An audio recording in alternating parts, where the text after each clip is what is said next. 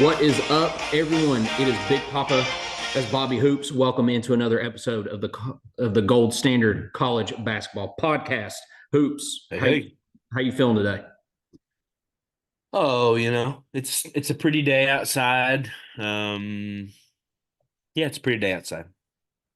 The basketball has not been good.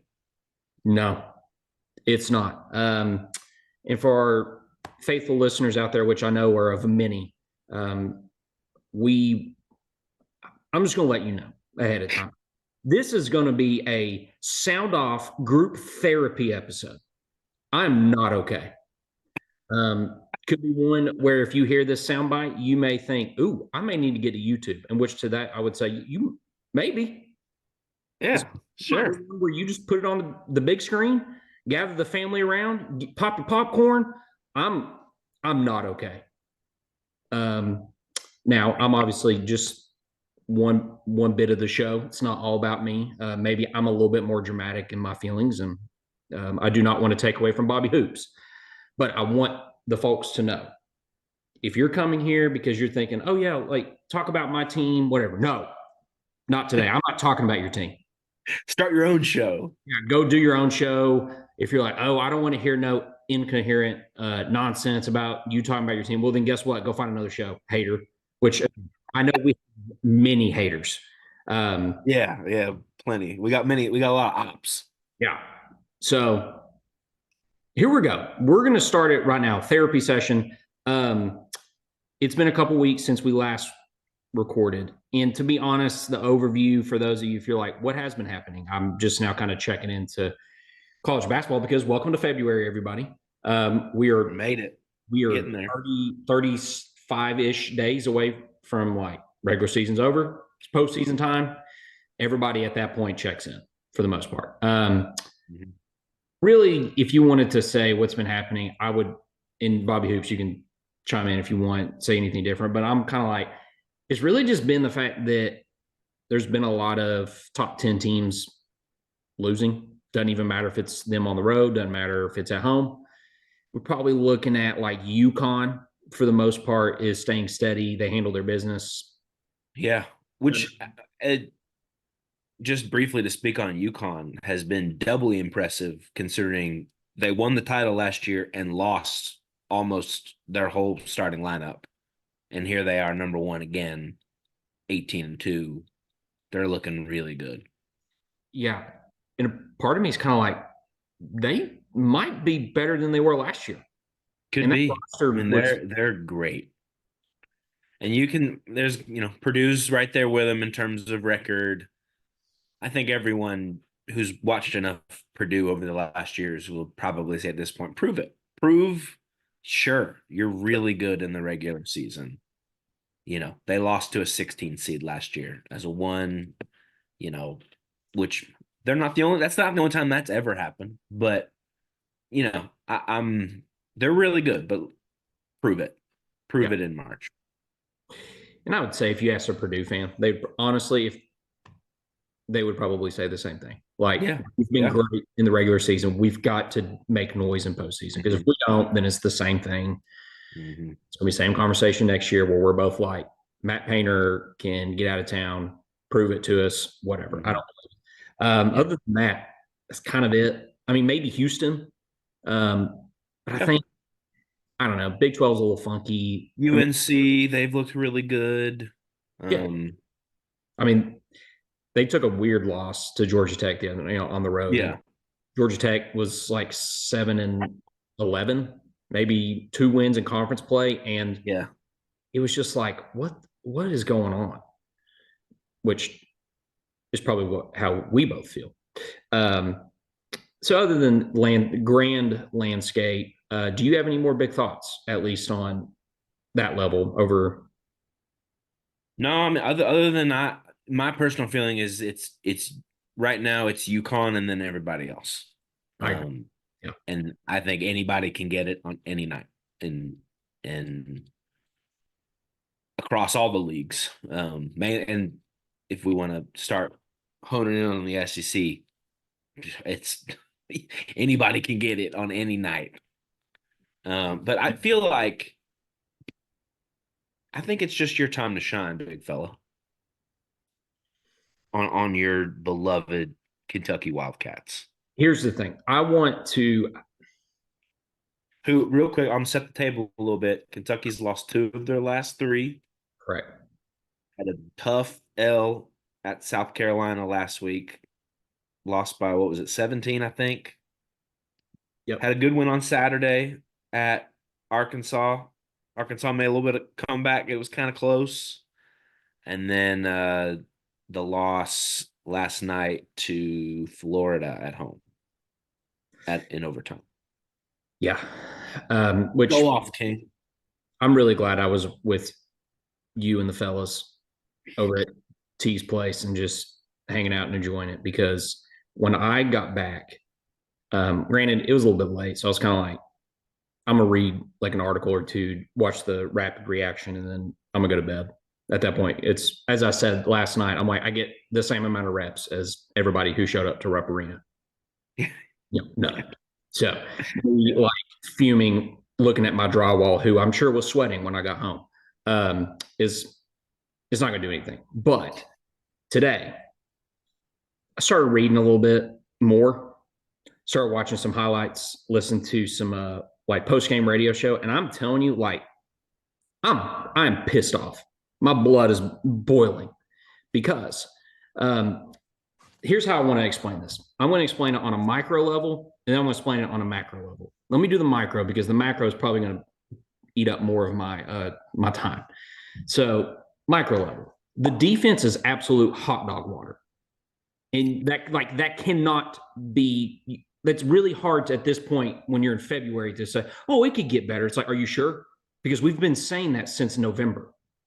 Ugh. It's really hard, and I understand it's really hard to get an 18-year-old to change bad habits when it comes to defense. Mm-hmm. Not even 18-year-olds. I mean, friggin', you could talk about a 22-year-old on your team.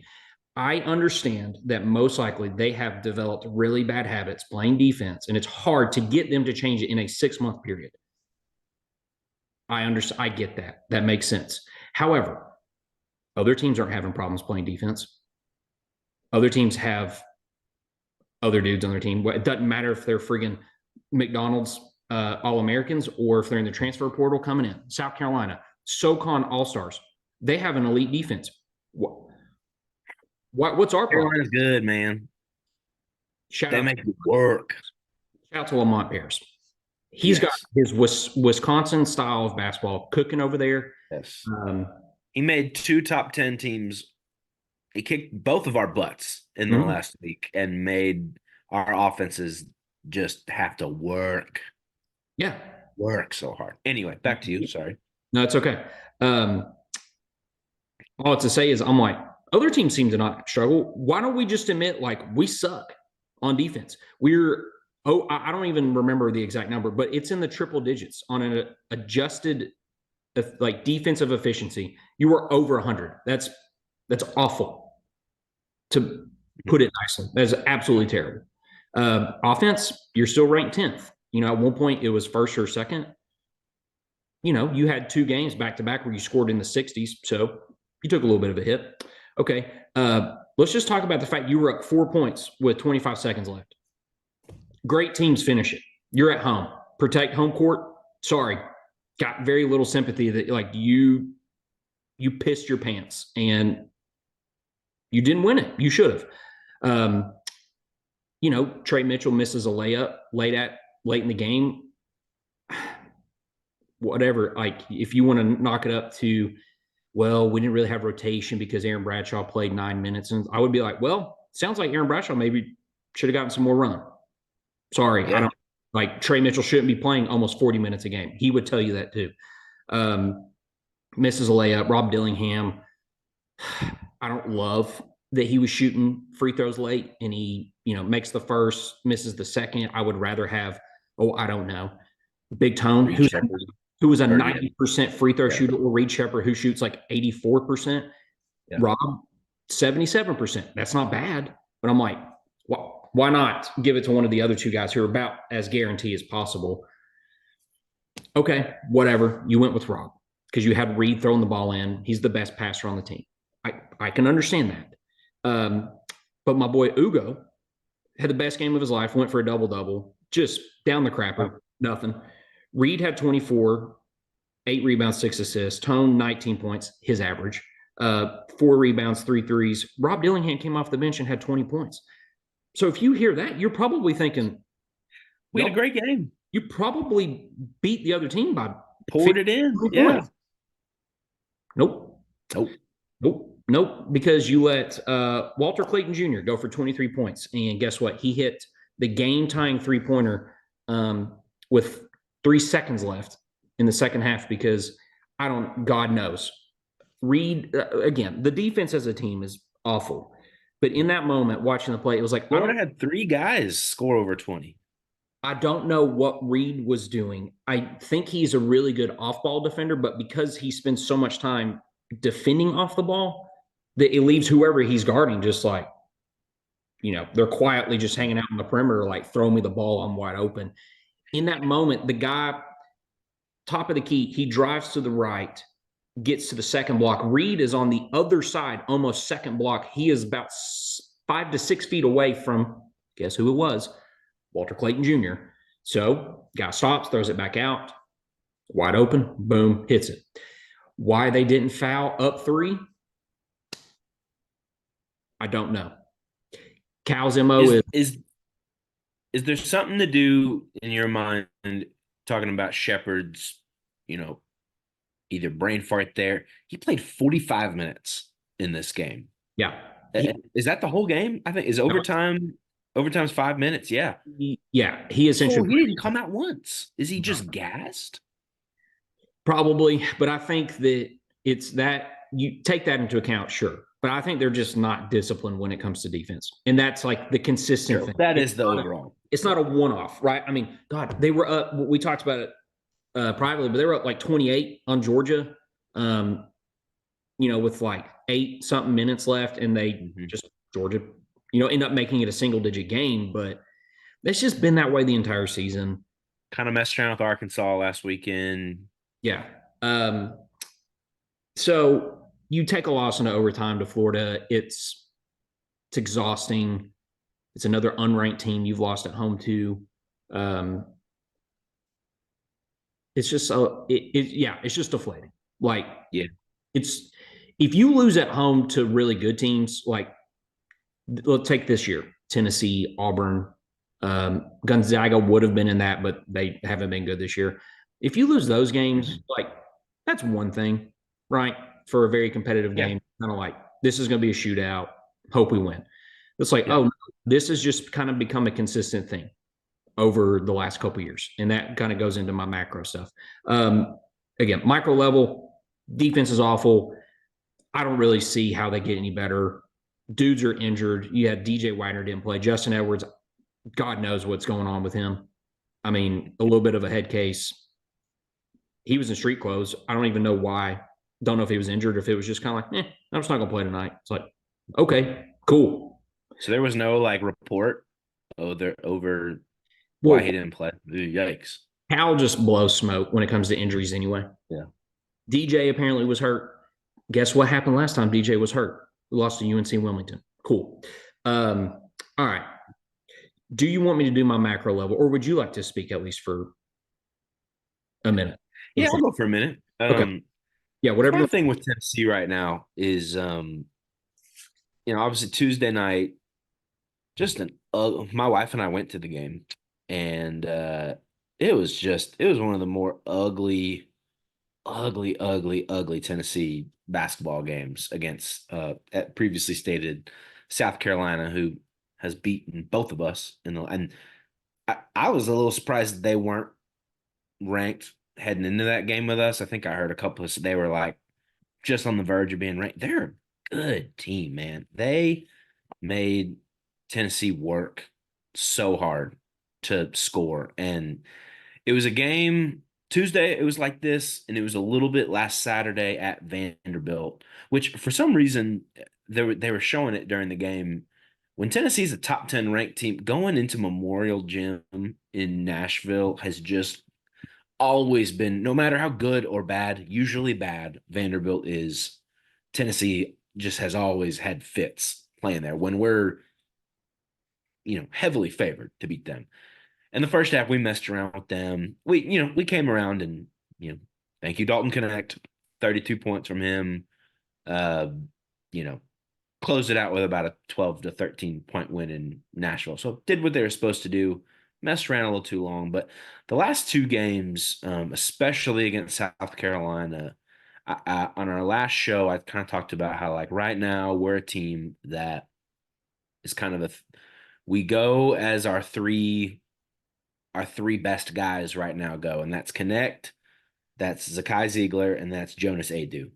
And my worry before was, Connect, and he's proven right now. I mean, he is on the heater of all heaters that I have seen a Tennessee basketball player. He's averaging like in the 30s his last 5-6 games. And so for, kind of crazy to say, you can kind of count on getting at least, 20 to 25 from Connect, which is such a gift to have that. But what happens after that? What happens when, Zakai's a little bit, he's always been a little bit of a streaky player. Adu is not, he's been so good this year, but, what happens when anyone else besides Connect has a bad game? And that's what happened against South Carolina. Is literally, if Dalton didn't lift up us on his shoulders once again and carry us in the second half, we didn't have a shot. I mean, we lost by 4. And it really, in the second half, I'm sitting there. It's like, unless Dalton does it, we're not going to win. We're not going to beat these guys today. They out physicaled us. And Barnes even had a quote after the game saying that in the second half, it turned into everyone standing around watching Dalton, hoping that he does it for us, which is not fair to him. I mean, he was amazing. And it wasn't enough because everybody else stunk. Adu specifically, I mean, he was airballing jump shots, and he's usually so part of what has been so awesome with him this year is his touch around the rim, getting rebounds and putbacks and receiving passes. I mean, he's 7-footer, so throw it up high to him and little jump hooks and stuff like that. He couldn't get anything to fall. Ziegler was 0 of 6. And it just continues to be like worrying with guys like, the 5th-year guys like Vescovi, Josiah Jordan-James, who played 30 minutes in this game and took 3 shots. Like, and I know Barnes can't take him out, can't take Vescovi out because their defense is so good and they know how to run the offense, and they are thankfully give to the team outside of scoring, but man, we need their scoring. We need it so bad. Justin Gainey coming off the 0 of 3, like, we just don't have any other offense besides Dalton Connect, at least consistently. You hope for good things from Ziegler and Adu. And like you kind of said this too about, it's February. Like, Josiah, Santi, Jordan Gainey, like, come on, let's go. You can do it. I know they can do it. They are talented players who can put the ball in the hoop. Do it. Just play bad. I don't know what it is. There was tweets going around after that game on Tuesday of especially the team shot 12 of 20 from the free throw line, and you make a few more of those, you probably win that game. And about half the team there, it was like 10:30 p.m., 11 o'clock, and they're still out shooting free throws, which cool. All right. Like, glad that was tweeted out, putting work in, whatever. Just do it. Just win. So I'm not really like overly concerned because, we have a front runner for the National Player of the Year right now. And we play such good defense. No, you're good. We play such good defense. But man, at some point, the guys that aren't Dalton Connect have got to step up offensively. Yeah. And most of them, like we've seen them do it. They've been here long enough. But man, we need it. We need Josiah Jordan James to be more aggressive. We need Jordan Gainey to be the guy that we kind of thought he would be when he transferred. And he had 10 against Vanderbilt, so he kind of had an okay game there. Jemai Mashak, he's one of my favorite players. He plays so hard on defense and he's so athletic. And he played 15 minutes against South Carolina and didn't take a shot. And I know that offense is not why he's out there, but oh man, I just want to see him be more aggressive. I want to see Josiah be more aggressive. We can't be Dalton all night, every night. Yeah. Despite how absolutely amazing he's playing. Let me ask you one question. And you can tell me if it's a different. I was going to say, who's the one guy that you think, if they flip it around, could legitimately help the team? Josiah Jordan James. Is it 100%? I mean, he is so talented. Literally, he can do everything on the court. He's big, strong. He rebounds well. He always, he's got good vision, assists, steals. Almost every night, he's like that. But man, when he scores points, when he gets to like over 10, 11, 12, we're so hard to beat when he's being consistent offensively. And this has kind of been his career here of like, he came in as a 5-star and he has all this talent and he's just so streaky offensively. So yeah, he had a great November and early December, and it's swung back this way and he's just not giving us anything on offense. So, history tells us it's hopefully going to swing back, and February is the time for that to happen. So Josiah is who we need really to step up offensively. Vescovy's obviously important too, but he's out there because he's a smart player, pretty good on defense, good vision, and he can hit threes, which he hit a few in this game on Tuesday. But he can't do everything that Josiah can do. So Josiah, need you, buddy. Need you. Oh, makes sense. Well, is it time for me to pop off on my macro issues? I guess so. I guess I'll finish with one last thought of that. Like, I think Tennessee would be fine. I think Carolina was a bad matchup for us. All kinds of funkiness usually happens in Nashville playing at Memorial Gymnasium for us, but so I think we'll be fine. But I got some red flags with our offense right now that Tennessee fans have seen many times over the last few years outside of Connect. So we've got too many veterans and guys who've been here. I think we should be fine moving forward. But come on. It's all right. What are we doing? Tagged in. All right. I'm going to make this part pretty quick. Just because we also have some mailbag questions, and I want the episode to finish on a light note, if it's possible. Yeah, let's do it. Because if it's up to me, of course, it's going to get drug in the mud, and we're going to sit there and pout all day. All right, macro issues. It's really getting to a point. It's kind of hard, and you've heard it from me in the last like 3 to 4 years. I've been like about as close as I've ever been to be like, maybe it's time to part ways with Cal. Maybe it's time. It's getting hard to also, when a lot of people are like, who's done the least with the most? And I'm like, I used to, not get in on that a lot because the randomness of the tournament. And I still think that holds true. I mean, we saw it last year, San Diego State, Florida Atlantic, it just, in the last 4 to 5 years, we've seen more 15 to 16 seeded upsets, Kentucky being one of them with St. Peter's, than we have in the last, ever in the history of the tournament. There's been more of that in the last couple of years. Yeah. So I take that into consideration. However, JVC, basically in the first decade, they only lost 4 times at home to unranked teams. They've lost 12 times to unranked teams just in the last 4 years alone. At home. Since 13 months ago, they have now lost to 6 unranked teams at home. Some of those being South Carolina, who they lost to twice last year. They've lost to Arkansas at home by 15 points when they got smacked around. You lost to UNC Wilmington this year, and then you've lost to Florida this year as well. Their big issue also of talking about, actually, I made these notes too. In the last 7 years as a program, you know how many times they've won the regular season championship? Once.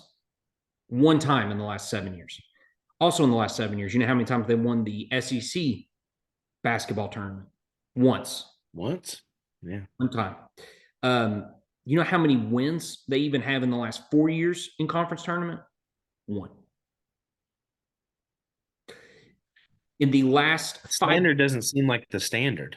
In the last 5 years, you have one win in the NCAA tournament. One.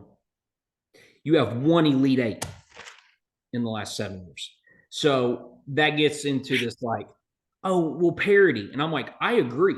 If anything, I feel like we have talked about parity a lot. We have. Yeah.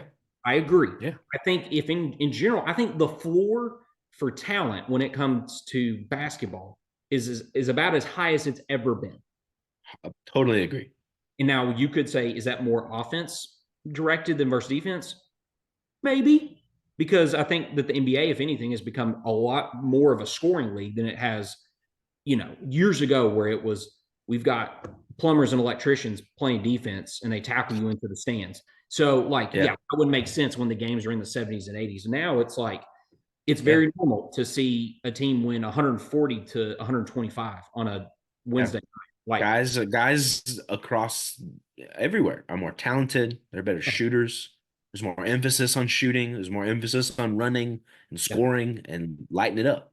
Yeah. And so it's just, again, I get parity. You enter the NIL portal, all that stuff. Like, it all now comes into play. Everybody has a dude or multiple dudes. Mm-hmm. Everybody. It's not just blue bloods. However, if we're going to talk about parity, I would love to then have this explained to me. Why? Since 2015, let's talk about blue bloods, because if we're going to talk about parity, because then we'd say, well, what about the end product of, well, how have the blue bloods fared out since 2015? For those of you at home listening or watching a video, 2015 was the last time Kentucky was in the Final Four, where they were upset by Wisconsin. So since 2015, let's just talk about some blue bloods. Duke, they made a Final Four, 2022. UNC has made a Final Four in 2016, 2017, 2022. They won a national championship in 2017. Kansas, they have made Final Fours in 2018 and 2022. They won the national championship in 22.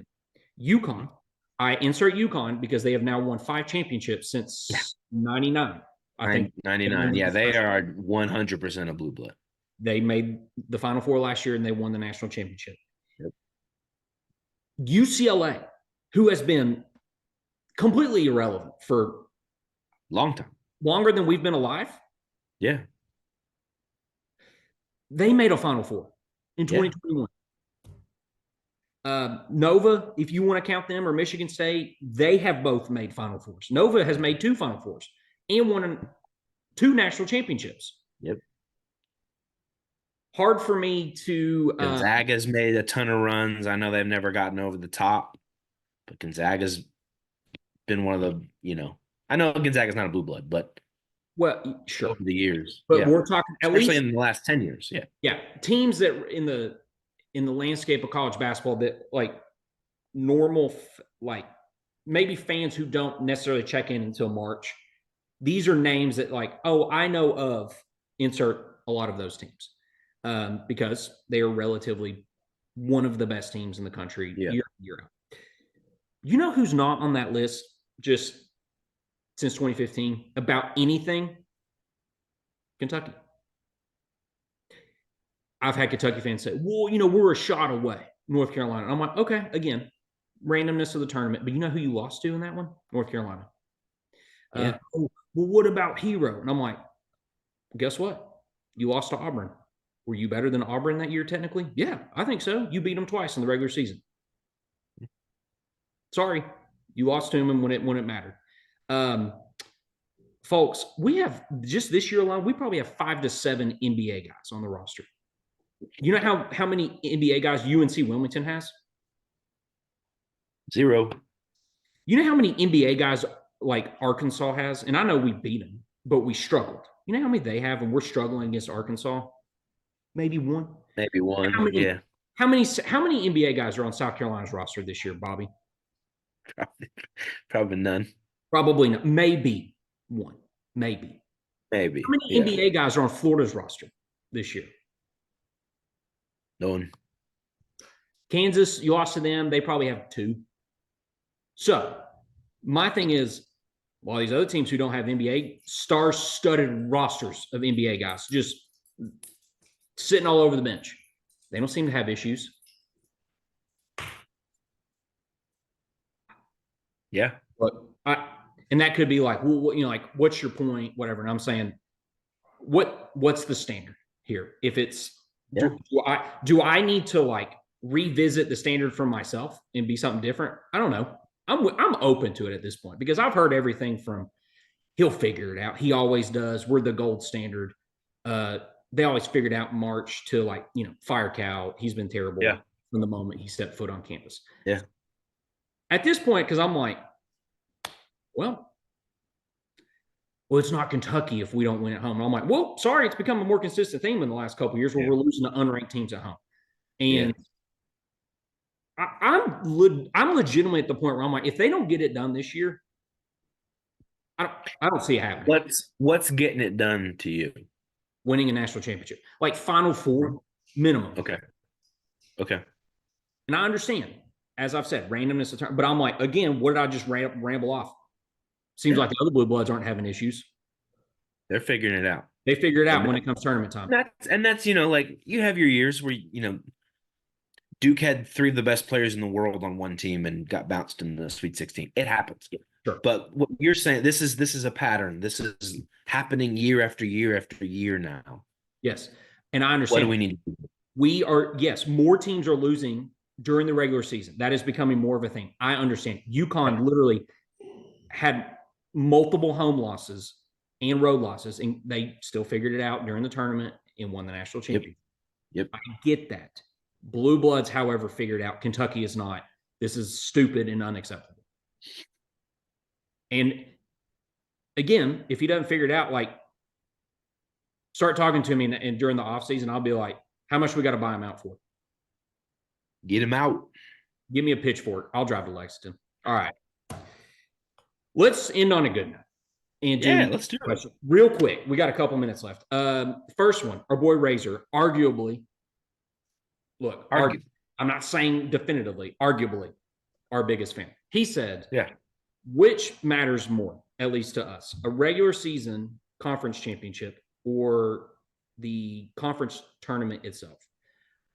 I thought about it. I'll say it real quick. I personally probably lean towards regular season title versus conference, only because conference, you can see a team who is like fighting for their lives just to get into the tournament. They get hot, win it, and then they automatically get a bid in. Versus if you're playing and you're one of the top 4 teams during the regular season, you're competing for the conference tournament title.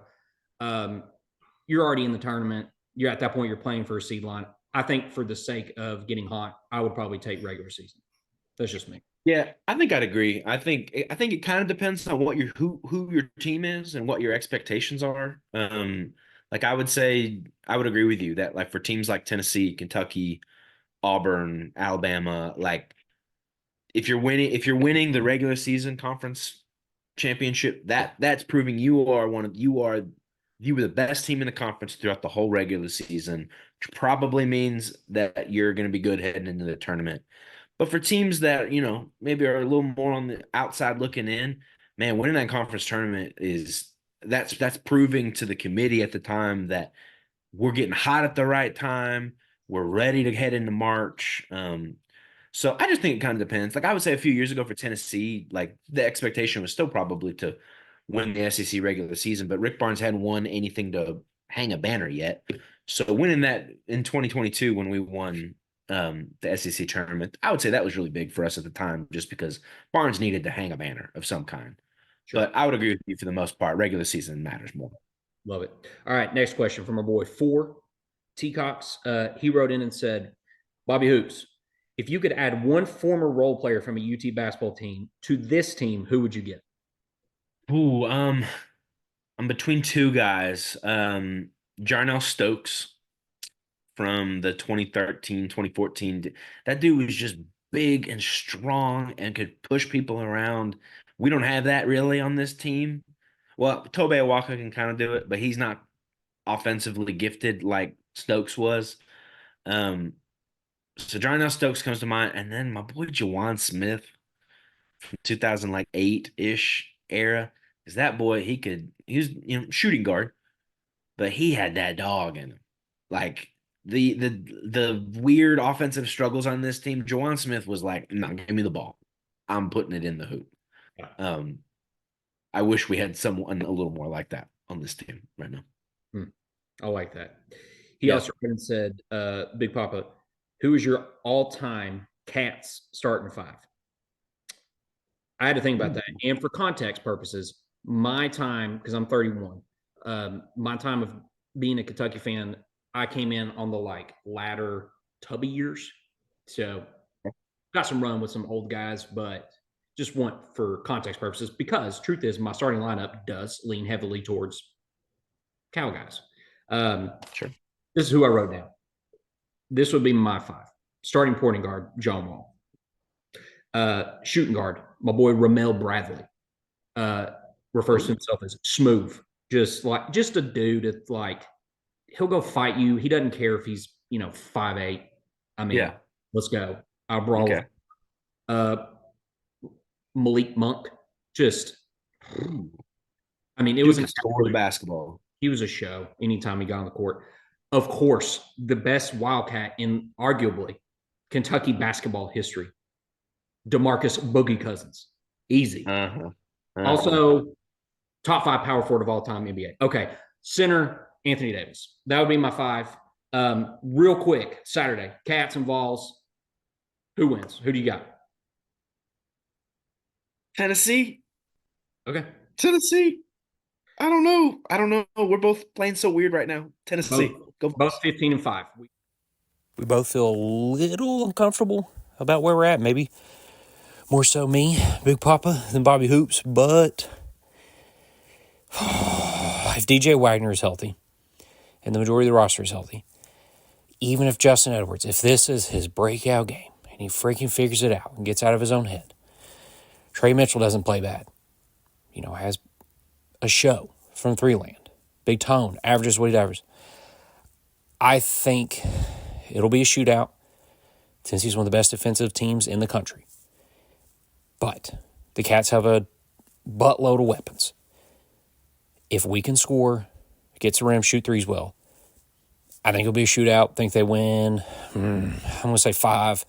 I'm going to call the score 105-95. Scratch them. Love you guys. Thanks for listening. See you next time.